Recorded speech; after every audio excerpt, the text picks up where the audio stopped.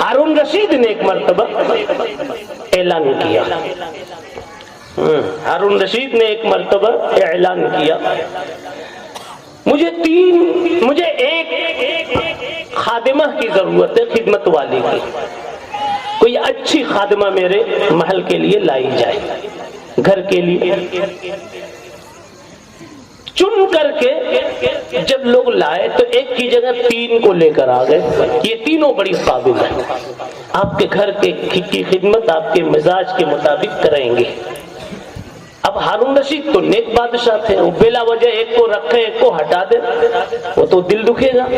تو انہوں نے ایک بات کہی، بھائی تم تینوں میں جو خاتون اپنی فضیلت قرآن مجید سے ثابت کر دے کہ میرا پہلا نمبر، اس کو میں رکھ لوں گا، ایک کو رکھنا۔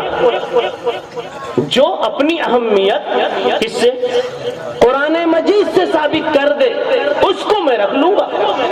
ایسے تو کسی وجہ سے انکار نہیں کر سکتا کہ تو میرے گاؤں کی نہیں، میرے خاندان کی نہیں، وہ غلط ہو جائے۔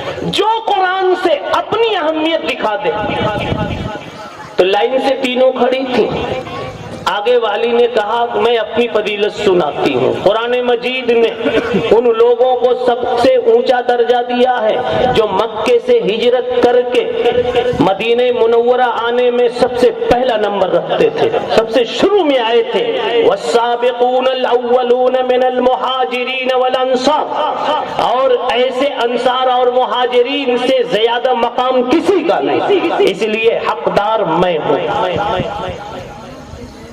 ثابت کر دیا اسے۔ دوسری سے کہا تو بولنا، تیرے پاس کون سی آیت ہے جس سے تو اپنی اہمیت ثابت کرے؟ کہا سنیے میں بیچ میں ہوں دونوں کے،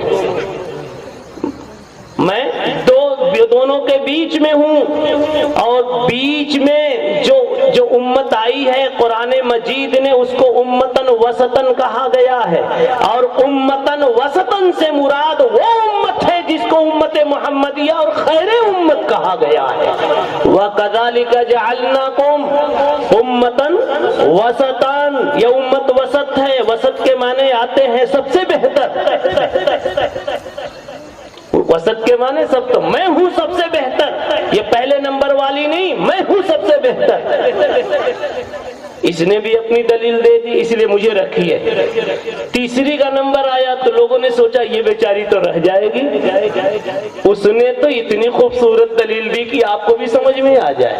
تو وہ کہنے لگی حضرت، تیسری بولتی حضرت میری اہمیت کی فضیلت کی دلیل تو سب کو یاد ہے، اس لیے کو 30ویں پارے میں، یہ تو ادھر ادھر سے بول رہی ہیں سب، میں کہاں سے بول رہی ہوں؟ اما پارا سے 30ویں پارے میں، وَلَلْآخِرَةُ خَيْرٌ لَكَ مِنَ الْأُولَى، وَلَلْآخِرَةُ خَيْرٌ لَكَ مِنَ الْأُولَى، وہ جو آخر میں ہے وہ پہلی والی سے اول والی سے بہتر ہے، قرآن کہہ رہا۔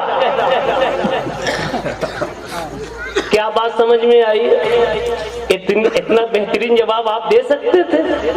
ارے ان کو توے سے ذرا ہٹا دو نا، اب کپڑے دھونے کی ذمہ داریوں سے ذرا ٹائم نکال دو نا، سارے شیخ الحدیث پیچھے رہ جائیں گے، ہے کہ نہیں؟ اب بچوں کو ذرا گود میں آپ ہی لے لیا کرو، رات میں وہ اٹھتی ہیں ان کے کرتا پاجامہ بچوں کو سنوارتی، دن میں بیچاری تھوڑا سونا پڑتا ہے یا اونگتی رہتی ہے، اس لیے ان کو ہدایہ یاد نہیں ہے، ورنہ اگر آپ کی طرح سے وہ بھی پرہیز کر کے پھرنے لگے تو میں صاف کہتا ہوں کہ پہلا نمبر انہیں کا ہوگا۔